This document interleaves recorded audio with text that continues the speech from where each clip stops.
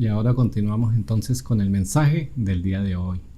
Seguimos con los mensajes basados en el libro de los Hechos, los que hemos denominado la manifestación poderosa del Espíritu Santo. Y hoy estaremos hablando, al igual que el mensaje pasado, del establecimiento de la iglesia gentil.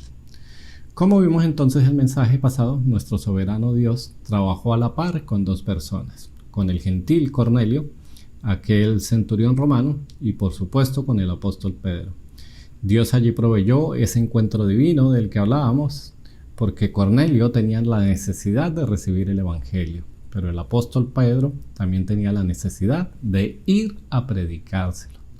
Todo esto entonces bajo la guía del Espíritu Santo, dando cumplimiento a las mismas palabras del Señor Jesús, de Hechos 1:8, de llevar el evangelio no solo en Jerusalén, sino a Judea, a Samaria y hasta lo último de la tierra. La iglesia, como dijimos, nació en Jerusalén con judíos convertidos, luego avanzó hacia Judea, luego pasó a Samaria, el lugar donde habitan los samaritanos, y ahora con Cornelio se abre paso entonces al mundo gentil. Eso es lo que vamos a estar viendo de aquí en adelante. Y tenemos entonces, como siempre, un principio para que podamos aprender hoy. Si la gracia de Dios nos cubrió a todos para salvación, todos debemos participar de la gran comisión. Permítanme entonces repetirlos. Si la gracia de Dios nos cubrió a todos para salvación, todos debemos participar en la gran comisión. Y el título para hoy entonces es Entendiendo completamente la visión de Dios. Hagamos una oración para dejar este tiempo de la predicación en las manos de Dios. Padre, alabado sea tu nombre, Señor. Sabemos que este mensaje, Señor, proviene de ti por medio de tu Santo Espíritu. Habla a nuestro corazón, Señor. Regálanos principios espirituales para que podamos seguir siendo edificados por medio de tu palabra, para alcanzar, Señor, la estatura del varón perfecto, Señor. Permite que estemos concentrados, quita todo tropiezo, toda distracción, Señor. En el nombre de tu Hijo Jesucristo. Amén y amén. Bueno, muchas veces, a pesar de que se nos da una visión claramente sobre algún propósito, sobre algún proyecto, de alguna manera no la logramos entender del todo. Y eso es por diferentes motivos. Puede que seamos nosotros prejuiciosos con lo que se nos está diciendo, puede que no hayamos estado atentos o que no tengamos el panorama completo de lo que se nos está diciendo, que seamos un poco reacios al cambio también, o que prefiramos mantenernos en nuestra área de confort. También porque de pronto no somos inclusivos, porque lo que nos está proponiendo es algo extraño para nosotros, y así muchas cosas que pueden impedir que no tengamos la visión que se nos transmite. Hoy pues, con el capítulo 11 de Hechos, veremos por qué es necesario derribar entonces todo ese tipo de argumentos que se albergan en nuestra mente y solo darle la cabida en nuestro pensamiento a las enseñanzas de Jesús. Necesitamos entonces entender plenamente la visión de Dios en cuanto a su reino y lo que espera Él de nosotros como sus hijos. Los invito a que busquen en su Biblia 2 Corintios 10:5, que dice así: derribando argumentos y toda altivez que se levanta contra el conocimiento de Dios y llevando cautivo todo pensamiento a la obediencia a Cristo. Ahora, como hijos de Dios, nosotros debemos estar concentrados en lo que nuestro Señor Jesús nos enseñó, nos dijo, en el propósito de vida que Él tiene para nosotros. Y como les decía, entonces eso es lo que vamos a estar viendo hoy en el capítulo 11. Tenemos dos cosas de manera principal para aprender hoy. Entendiendo que la gracia de Dios es para todos los pecadores. Y también entendiendo que la misión es para todos los creyentes. Con esos dos puntos entonces en mente, vamos a iniciar con el primero. Entendiendo que la gracia es para todos los pecadores. Eso va a abarcar en el capítulo 11, desde el versículo 1 hasta el 18, pero vamos a ir viéndolos poco a poco. Entonces pueden abrir su Biblia en Hechos capítulo 11 y vamos a leer el versículo 1 y 2. Oyeron los apóstoles y los hermanos que estaban en Judea que también los gentiles habían recibido la palabra de Dios. Y cuando Pedro subió a Jerusalén, disputaban con él los que eran de la circuncisión. Así que la gracia se recibe por medio de la palabra del Evangelio. Al parecer, la conversión de los gentiles causó conmoción. Recuerden que los gentiles eran odiados. Para los judíos era una abominación tratar con ellos. Entonces, no cabía en la mente de los judíos, aún de los creyentes, que los gentiles fueran aceptados por Dios. Aquí es súper interesante ver que esta noticia llegó primero a Jerusalén antes que llegara el propio apóstol Pedro a Jerusalén. Así que lo que nos dice aquí este versículo es que estos creyentes judíos disputaban con Pedro, tenían una controversia con Pedro no muy pequeña, porque definitivamente no estaban de acuerdo con que Pedro hubiera entrado a una casa de un gentil. Eso era completamente abominable. No estaba en sus mentes, no estaba en sus costumbres. Ellos consideraban que Pedro había tomado una mala decisión. Aquí hay una cosa especial que debemos notar. Dice el versículo 1 que los gentiles habían recibido la palabra de Dios. Lo que se recibe es la palabra de Dios. Los gentiles no recibieron visiones, ni sueños, ni fue por emociones, ni por rituales, ni por todas las demás cosas que aún hoy se siguen haciendo. Es la palabra de Dios, es la palabra de Jesús, la palabra del Espíritu Santo, lo que revela la verdad del Evangelio de salvación. Bueno, vamos a pasar al versículo 3. Decían estos judíos creyentes: ¿por qué has entrado en casa de hombres incircuncisos y has comido con ellos?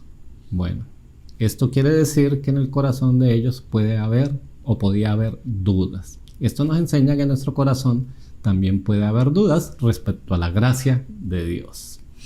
Estos hombres, estos nuevos creyentes que habían sido muy celosos de la ley, pero ahora ellos habían reconocido a Jesús como el Mesías y Salvador, profetizado en las Escrituras que ellos conocían. Ellos seguían con su celo religioso y cultural. Así como en su momento ellos sintieron que Dios era propiedad de ellos, del pueblo judío, ahora estaban sintiendo que el Mesías también era propiedad exclusiva de ellos. Entonces, como les decía, para ellos no era imaginable, no podían entender que Dios les estuviera dando entrada a los gentiles al igual que a ellos. Ellos seguían llamando la atención a Pedro por haber entrado en la casa de Cornelio. Vamos a leer entonces ahora del versículo 4 al 17. Vamos a leer algunos de estos versículos.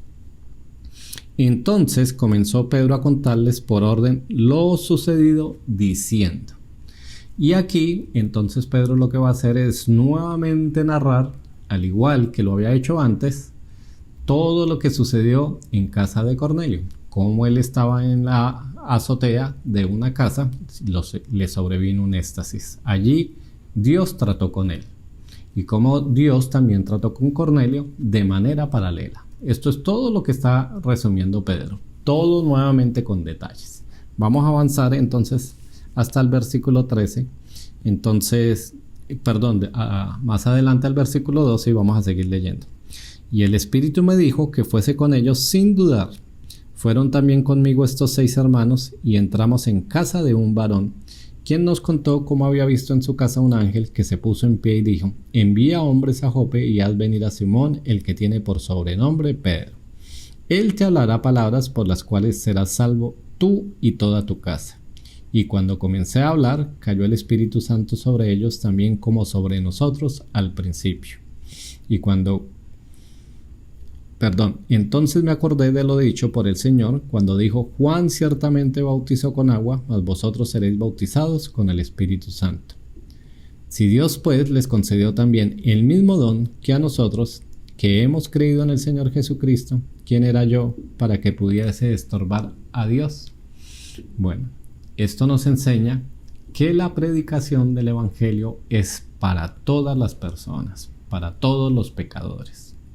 Es interesante porque aquí el apóstol Pedro no sacó a flote su carácter explosivo, ese mismo que manifestó durante el ministerio terrenal de Jesús. Si recordamos algunas de las cosas, este apóstol era de una reacción muy impulsiva. Lo que sucedió acá es que él no hizo ningún tipo de reproche a estos judíos nuevos creyentes por sus prejuicios que tenían hacia los gentiles, sino que con toda tranquilidad, con toda pasividad, les contó poco a poco, con todos los detalles, lo que había sucedido en la casa de Cornelio. Entonces, es interesante que en el libro de los Hechos es por tercera vez que se nos narra esta conversión. Y la Biblia, cuando nos repite una cosa y cuando nos la dice 3 veces, pues nos está diciendo que esto es sumamente importante. Y si meditamos un poco en por qué este relato de Cornelio y su conversión está allí 3 veces, pues podemos entender que lo que se está hablando es la entrada del pueblo gentil a la iglesia. Antes Israel había sido un pueblo escogido, pero ellos mismos se descalificaron delante de Dios. Ahora el evangelio va para todas las personas, para todo pecador que se arrepiente. Y al igual que Cornelio, al igual que los demás gentiles, para nosotros es supremamente importante, porque nosotros, al igual que ellos, somos gentiles. Ahora podemos entender y experimentar la gracia de Dios para con nosotros. Entonces, después de hacer todo este relato, pues Pedro, como buen judío, necesitaba confirmar.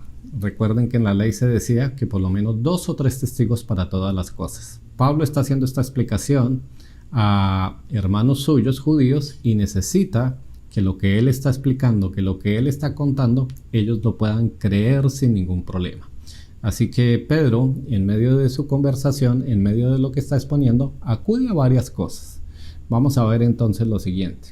Lo primero que él dijo, él fue guiado por el Espíritu Santo. Vamos a leer el versículo 12. Y el Espíritu me dijo que fuese con ellos sin dudar.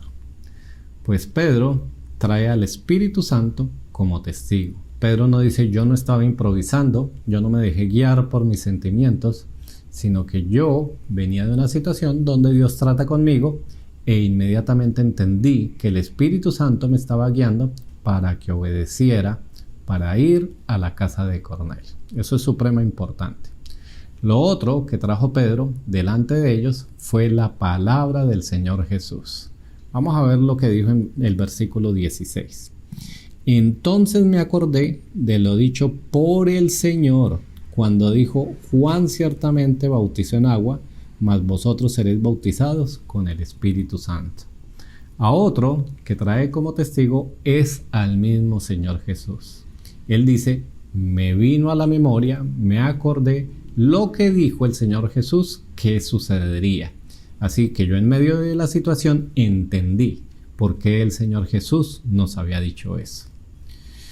La tercera cosa que mencionó Pedro fue que el testimonio que los gentiles fueron bautizados por el Espíritu Santo. Lo acabamos de leer.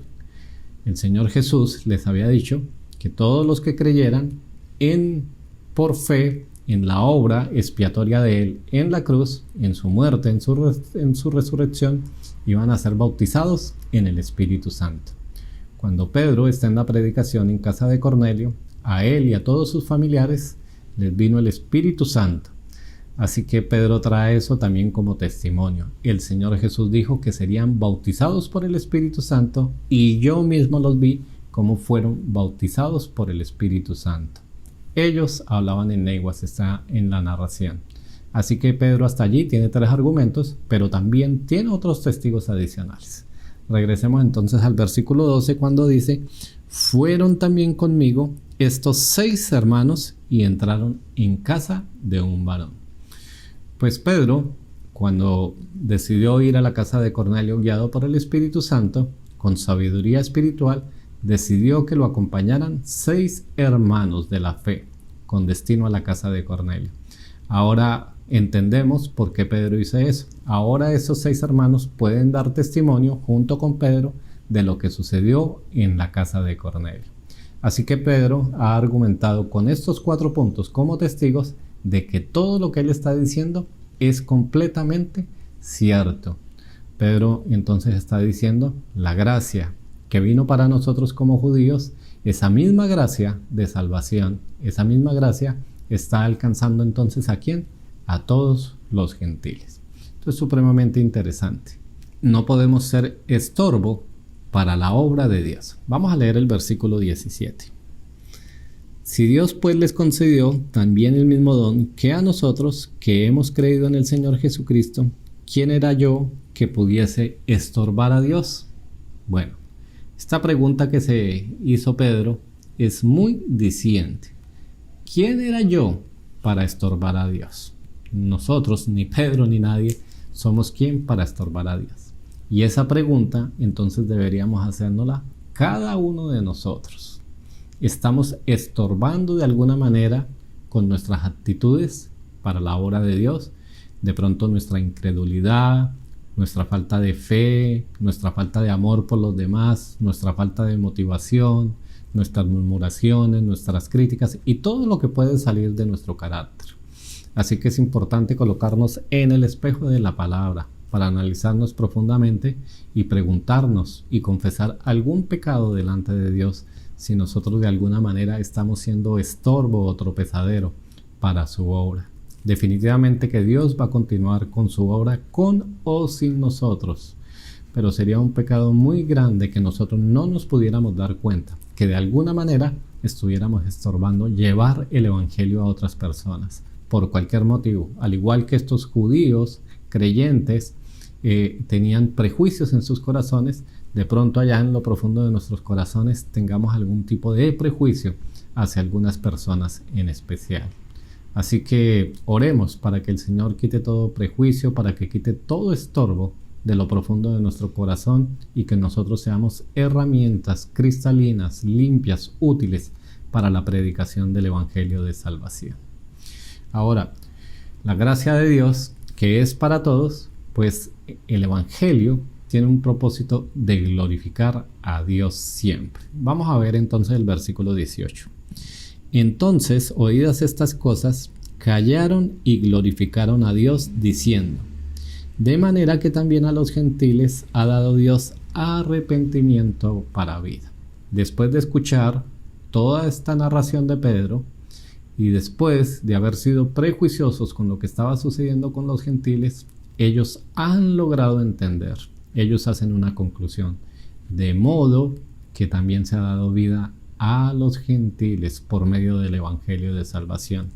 Pero dice la primera parte que ellos callaron y glorificaron a Dios.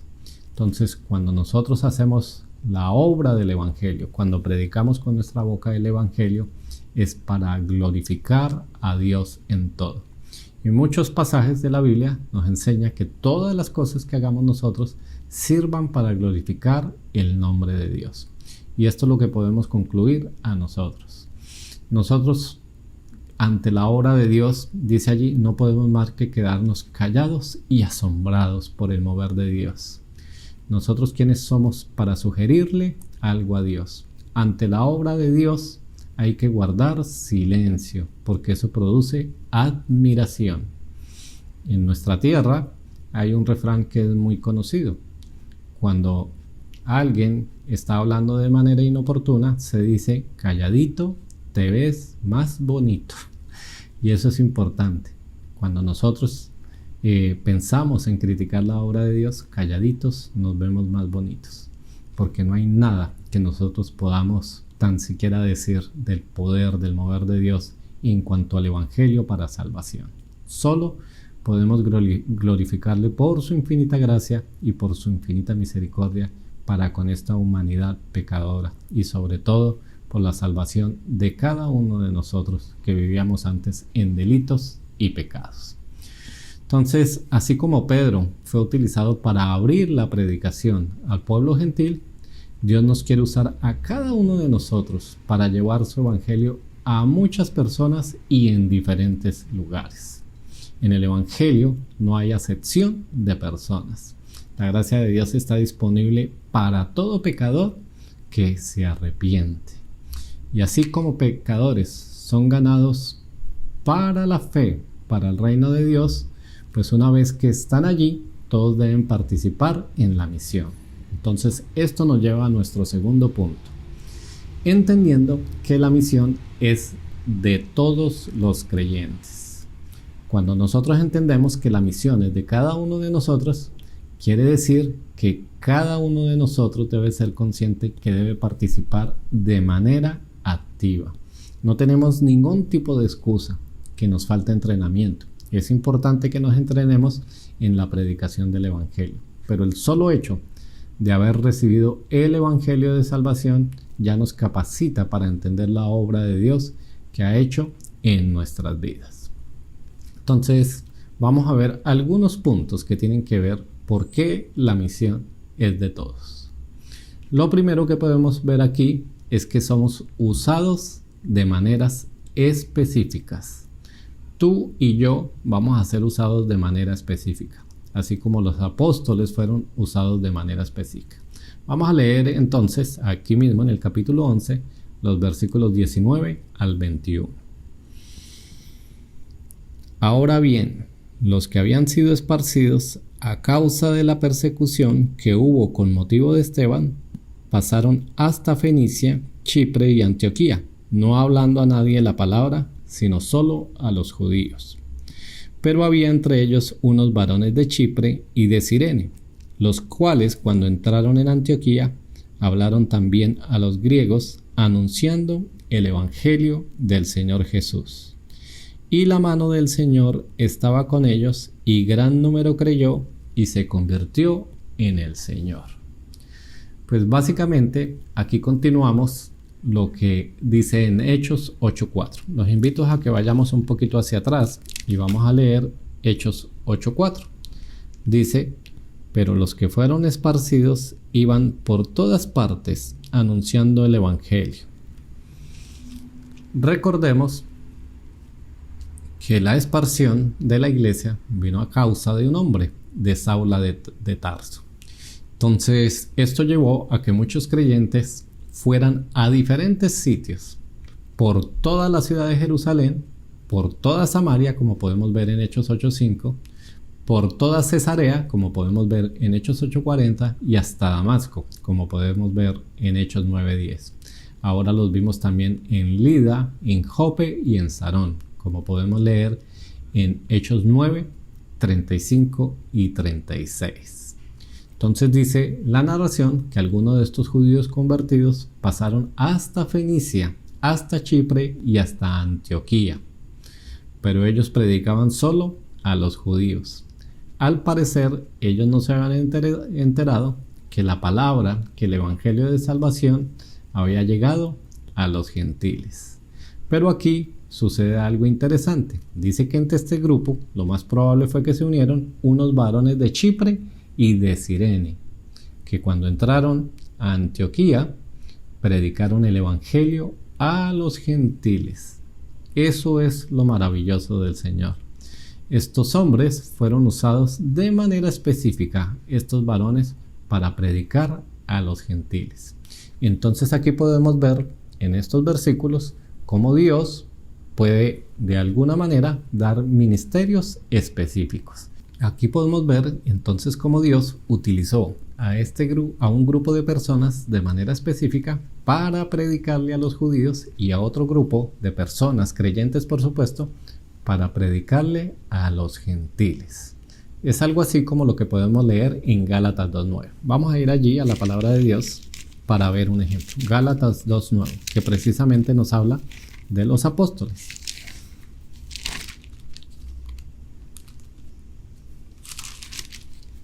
Dice así: y reconociendo la gracia que me había sido dada, Jacobo, Cefas y Juan, que eran considerados como columnas, nos dieron a mí y a Bernabé la diestra en señal de compañerismo para que nosotros fuésemos a los gentiles y ellos a la circuncisión.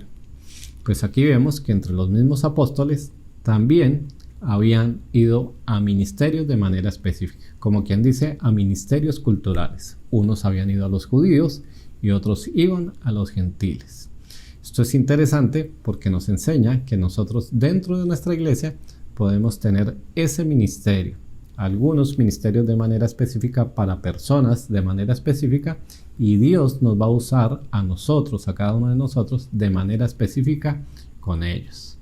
Pues estas dos culturas pues tenían connotaciones o trasfondo culturales completamente diferentes. Y por supuesto, la predicación del Evangelio para cada uno de estos grupos era completamente diferente, aunque el propósito era el mismo, la salvación. Por supuesto, la predicación a los judíos tenía una connotación más dirigida hacia la ley, como el cumplimiento de Jesús, de la ley, como el Mesías prometido.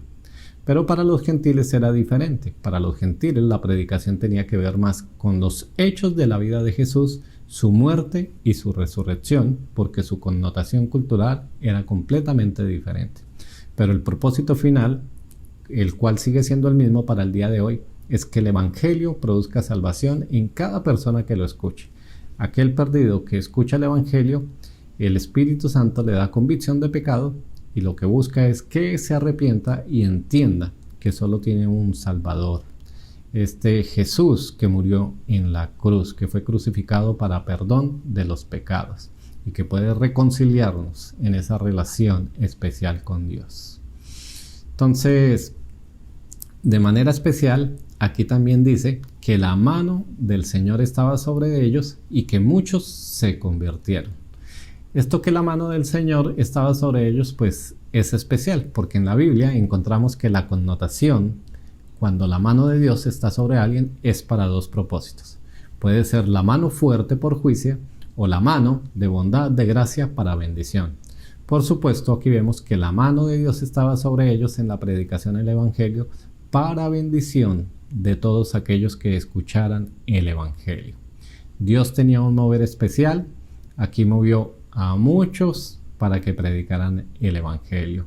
Y Dios entonces continuaba abriendo la puerta a todo este mundo gentil. Bueno, lo otro que podemos encontrar aquí es que se requiere tener sujeción espiritual. Aunque la misión es de todos, todos debemos participar en la misión, no se trata que lo hagamos desordenadamente o como queramos o como se nos ocurra.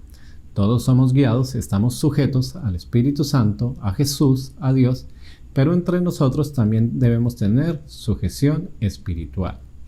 El Espíritu Santo guía dentro de cada congregación, dentro de cada iglesia local, a un liderazgo para que pueda dirigir a toda la demás congregación. Todos participamos en la predicación del Evangelio, pero Dios quiere que las cosas se hagan con orden. Vamos a leer entonces el versículo del versículo 22 al 24. Llegó la noticia de estas cosas a oídos de la iglesia que estaba en Jerusalén y enviaron a Bernabé a que fuese hasta Antioquía. Este, cuando llegó y vio la gracia de Dios, se regocijó y exhortó a todos a que con propósito de corazón permaneciesen fieles al Señor, porque era varón bueno y lleno del Espíritu Santo y de fe, y una gran multitud fue agregada al Señor. Bueno, se estima que entre Pentecostés y el inicio de la iglesia de Antioquía sucedieron o pasaron 7 años. Y uno se pudiera preguntar, ¿por qué pasaron tantos años? Bueno, esto pudiéramos entenderlo porque era necesario que la iglesia de Jerusalén madurara. Por supuesto, los apóstoles necesitaban establecer el fundamento de la doctrina. Necesitaban discipular y formar otros líderes. Necesitaba que la congregación fuera edificada y que también que sus misioneros fueran más maduros para salir a la predicación. Y estos principios deben y siguen siendo mantenidos hoy en día. Nuestros misioneros pasan por un proceso donde su corazón es probado para saber si Dios los está llamando a las misiones. En las misiones transculturales, pues debemos tener obreros maduros para que estén concentrados, para que entiendan que pueden pasar por pruebas y que su dependencia, igual que todo creyente, debe depender de Jesús. Pero debemos ser realistas y entender que ellos pueden estar sujetos a unas pruebas completamente diferentes a los que estamos aquí en la comodidad de nuestro hogar, de nuestras ciudades y de nuestros trabajos. Entonces, es interesante que aquí entonces aparece nuevamente en escena Bernabé. Si recordamos, Bernabé, el hijo de consolación, José, era una persona muy apreciada por todos los apóstoles. Entonces, este hombre, Bernabé, fue enviado a examinar a Antioquía qué era lo que estaba pasando. Y él de verdad que fue minuciosamente escogido. Leímos aquí en el pasaje que él era un varón bueno. Él ya había dado testimonio de esto. Era lleno del Espíritu Santo y de fe. Si recordamos, cuando se menciona la primera vez a Bernabé, fue porque Bernabé tenía unos terrenos y en la medida que la iglesia fue creciendo en Jerusalén, él vendió esos terrenos y el dinero de esa venta lo colocó a los pies de los apóstoles para que ellos lo pudieran usar en la administración de la iglesia creciente, de esa iglesia naciente que tenía muchas necesidades. Así que Bernabé ya había dado testimonio de ser una persona que había creído al Evangelio, que había entendido completamente el Evangelio. Así que también Bernabé, cuando llegó allí, dice que él no sintió envidia, que no sintió enojo. Él demostró fue madurez espiritual. Lo que hizo Bernabé fue que se regocijó completamente. Y lo que dio fue palabras de ánimo a toda esta congregación que estaba allí. Vamos a ver el versículo 23. Y cuando llegó y vio la gracia de Dios, se regocijó y exhortó a todos que con propósito de corazón permaneciesen fieles al Señor. Este varón de Dios, lo primero que llega es se goza de la obra que está haciendo Dios. Y de su boca lo que salen son palabras de ánimo, porque él sabe que los nuevos creyentes necesitan permanecer fieles al Señor. Él sabe que necesitan ayuda de otras personas para poderse mantener. La otra cosa que podemos ver es que Bernabé era un hombre que era natal de Chipre. Así que los apóstoles, cuando pensaron en él, fue también por este motivo. ¿Quién mejor que alguien que entendía el contexto cultural de lo que estaba sucediendo? Él era un creyente maduro, entendía el contexto cultural y geográfico y era un hombre bueno. Así que Bernabé no tenía nada de explosivo, era un hombre que había demostrado que tenía discernimiento espiritual. Por eso hablamos de que en la iglesia debe haber sujeción espiritual. Los líderes espirituales entonces son la guía para los demás. La congregación espiritualmente está sujeto a ellos. Lo hemos dicho nosotros en más de una oportunidad. Los pastores no están para definirle la vida a las ovejas de la congregación, ni mucho menos esa es la función. Los pastores están para guiar, para dirigir, pero con autoridad espiritual. Se trata de poder mostrar ante las diferentes circunstancias la palabra de Dios con la autoridad requerida. Para eso es que están los pastores y los ministros de la palabra de Dios. Por eso se requiere un orden de sujeción, como dice la palabra, Dios es un Dios de orden. Las mujeres están sujetas a los hombres están sujetos a Cristo y Cristo está sujeto a Dios. Hay un orden de sujeción, según nos lo enseña la palabra de Dios. Ahora otra cosa interesante, como estamos haciendo el trabajo entre todos, pues la iglesia va a crecer. Y si la iglesia va a crecer, pues el trabajo de los líderes no se puede quedar en unos solos. Así que es importante invitar a otros al liderazgo. Así que bueno, dice allí, después fue a Bernabé a Tarso para buscar a Saulo y hallándole le trajo a Antioquía. Y dice que se congregaron allí todo un año con la iglesia y enseñaron a mucha gente y a los discípulos se les llamó cristianos por primera vez. Entonces, esto es maravilloso. Bernabé, lleno de sabiduría espiritual, él está viendo la obra que está haciendo el Señor. Hay muchos gentiles que se están convirtiendo y él con su sabiduría, con su discernimiento espiritual, entiende que él solo como líder no puede realizar esta obra. Así que piensa quién puede ser la persona idónea que ame la obra del Señor. El Espíritu Santo le trae a la mente ¿a quién? Al apóstol Pablo, que ¿dónde estaba? En Tarso. Así que dice allí que él fue a buscarlo. La palabra que está traducida aquí del griego como buscar significa que estaba completamente perdido. No era que Bernabé supiera dónde estaba.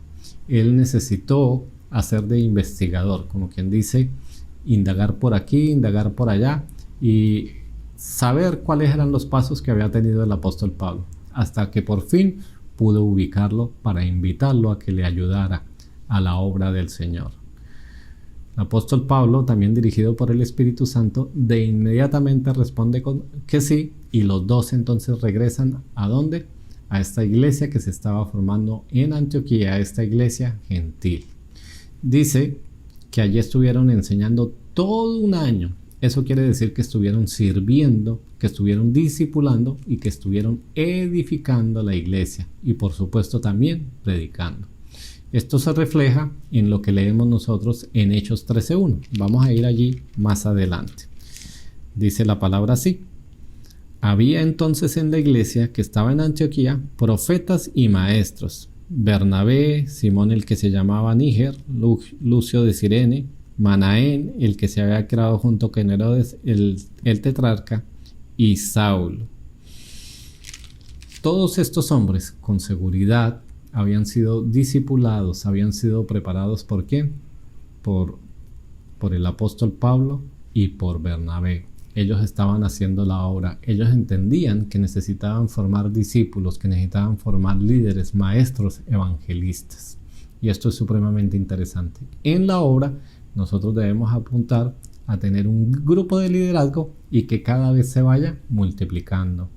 Cada uno de nosotros debe ser un líder de influencia. En cada sitio donde nos lleva Dios, nos lleva para compartir el evangelio, pero también ser líderes. Que en nuestros trabajos, en la universidad, en la escuela, podamos llevar la palabra de Dios y que allí nos convertamos en líderes para preparar a esos nuevos creyentes, que podamos llevarles un discipulado, edificación, estudios de la palabra de Dios. En realidad hay mucho trabajo por hacer. Aquí también encontramos un dato interesante. Dice que a los discípulos se les llamó por primera vez en Antioquía cristianos. Esto de cristianos quiere decir los del grupo de Cristo. Y no era que los hubieran identificado así de buena manera. En realidad era una burla que se les hacía. Del grupo de Cristo, de aquel que dice tal cosa, de aquel que dice que es Dios. Pero nosotros sabemos, por todo el transcurso de la historia y por todas las obras poderosas de Dios y por todos los testimonios de salvación, que gracias a Dios nos identifican con Cristo como cristianos. Cristianos ahora, ¿qué quiere decir? Pequeños Cristo. Porque somos llamados ¿a qué? A tener el carácter de Cristo en toda su extensión. En Primera de Corintios capítulo 2 dice que nosotros tenemos la mente de Cristo. Eso es ser un cristiano. Primera de Juan 2:24 y entonces nos dice lo siguiente. Los invito a que vayamos allá a la primera carta de Juan.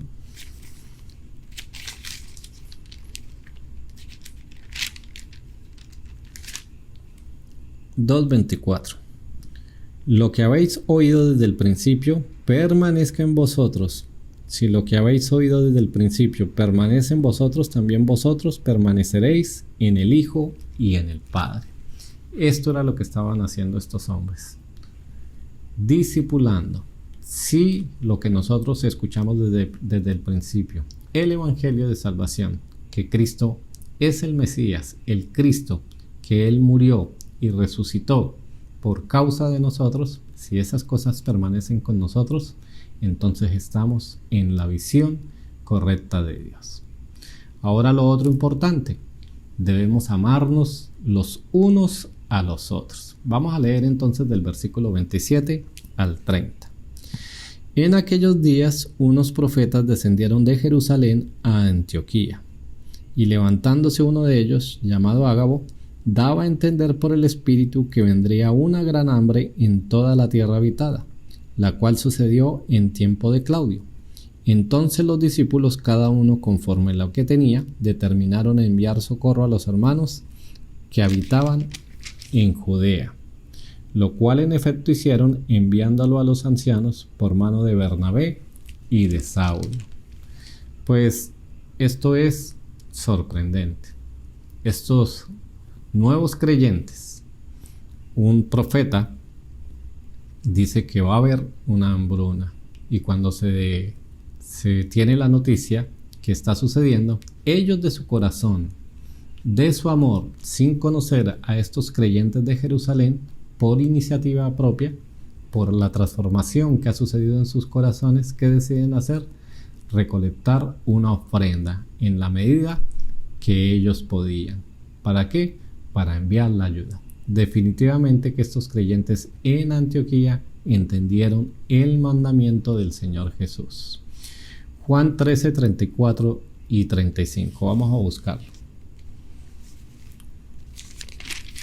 Juan 13, 34 y 35. El Señor Jesús dijo: un mandamiento nuevo os doy, que os améis unos a otros como yo os he amado, que también os améis unos a otros. En esto conocerán todos que sois mis discípulos, si tuviereis amor los unos con los otros.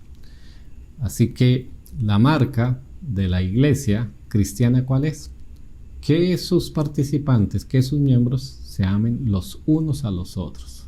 Nosotros, los discípulos de Jesús, entonces nuestro carácter debe estar marcado por el amor hacia los demás y principalmente por nuestros hermanos de la fe, como nos enseñan los principios bíblicos. Estos creyentes de Antioquía, gentiles, conociendo el desprecio que los judíos tenían por ellos, no toman en cuenta nada de eso. Ellos han escuchado el Evangelio y saben que el Evangelio es la obra del amor de Dios mismo a través de Jesús. Ellos deciden entonces recolectar esta ofrenda y enviarla a través de Saulo y Bernabé. Esto también nos enseña que Saulo y Bernabé eran personas confiables, líderes confiables. Ellos confiaban, estos creyentes confiaban plenamente en sus líderes. Fueron guiados y el dinero de toda esa ofrenda fue entregado en manos de ellos para que lo llevaran a Jerusalén, como dice la palabra, como en efecto sucedió. Entonces, el inicio de la iglesia gentil en Antioquía no solo fue sana y fuerte en la doctrina, sino también en sus obras de amor. Esta iglesia, por supuesto, también se destaca por algo especial. Allí fue pastor el apóstol Pablo, y de allí fue donde lo llamó el Espíritu Santo para iniciar sus viajes misioneros. Entonces, en resumen, este pasaje nos enseña que la gracia de Dios pues abarca absolutamente a todos y que todos debemos participar en esa misión. Vamos a concluir entonces de manera concreta con esto. Es de suma importancia entender la visión de Dios en cuanto al propósito del Evangelio. Su gracia es para todo pecador que se arrepiente y está disponible para cualquier persona, sin importar su grado de pecaminosidad. Es decir, nosotros debemos alejarnos de todo prejuicio. Si Dios no tiene prejuicios, pues nosotros mal haríamos en tenerlos. También es importante entender que la gran comisión dada por Jesús es para cada creyente, el cual debe crecer en la palabra de Dios y en el conocimiento de su Salvador, para así poder edificar a otros. En conclusión, la misión es de todos. Vamos a orar. Padre, alabado sea tu santo nombre, Señor. Gracias por este pasaje de Hechos, Señor, donde tú nos enseñas que tú no tienes acepción de personas, que nuestro Señor Jesús murió por los pecados de todo el mundo, Señor, que por más pecaminoso que sea una persona, tiene acceso a tu gracia salvadora, Señor. Ayúdanos a quitarnos todo prejuicio que tengamos sobre el comportamiento de las personas, sobre el carácter de las personas, por el origen de las personas, Señor, por diferentes circunstancias, Señor. Que podamos tener un corazón limpio y un corazón lleno de amor para poderles llevar el Evangelio sin ningún tipo de tropiezo. Padre, ayúdanos a entender también que como hijos tuyos somos llamados a hacer la misión como iglesia, Señor. Tú nos has dado el mandato de ir y hacer discípulos a todas las naciones. Hoy aprendimos que tú de manera especial a cada uno de nosotros nos vas a usar y nos seguirás usando de manera específica, Señor, para llevar el Evangelio a determinados grupos, a determinadas personas que tú tienes preparadas, Señor, para escuchar tu santa palabra de salvación.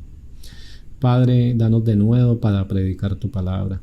Quita todo temor de nuestros corazones, Señor. Ayúdanos a tener discernimiento espiritual. Que nuestro corazón sea como el de Bernabé, Señor. Un hombre bueno, un hombre lleno del Espíritu Santo y lleno de fe, Señor. Que podamos servir en el ministerio que tú tienes en nuestras iglesias, Señor. Que podamos prepararnos como líderes influyentes, Señor, para poder influenciar en este mundo, Señor, que cada día se ve que está decayendo, Señor. Gracias, Padre, por todo lo que tú nos permites vivir, Señor. Sabemos que tú tienes un propósito en absolutamente todo, Señor.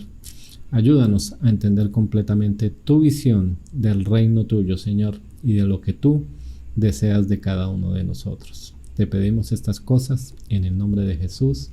Amén y amén. Y para alguno que nos esté invitando hoy y que no hayas iniciado a tener una relación con Jesús, pues hoy es el día. Así como el Evangelio llegó al pueblo de los gentiles, hoy el Evangelio ha llegado para ti. El Señor Jesús murió en la cruz del Calvario por tus pecados. Él te está invitando para que te arrepientas y para que lo hagas el Señor de tu vida y reinicies esa relación que estaba perdida con Dios. Yo te invito que si el Espíritu Santo ha hablado en tu corazón para testimonio de lo que ha sucedido, puedas acompañarme en una corta oración para que invites a Jesús a entrar a tu vida. Puedes orar conmigo de la siguiente manera. Señor Jesús, hoy declaro que soy pecador delante de Dios, que el pecado no me ha dejado tener una relación con Él, que no he llevado mi vida conforme tú quieres. Hoy te invito para que entres y tomes control de mi vida. Hoy te acepto como mi único y suficiente Salvador. Hazme la persona que tú quieres que yo sea. También me aferro a la promesa que tienes en tu palabra, que tú no me dejarás ni me desampararás. En ti confío, Señor Jesús. Amén y amén. Si tú has hecho esta oración como testimonio de lo que ha sucedido en tu corazón, bienvenido seas al cuerpo de Cristo. Déjame darte una bendición especial. Dios te bendiga rica y abundantemente.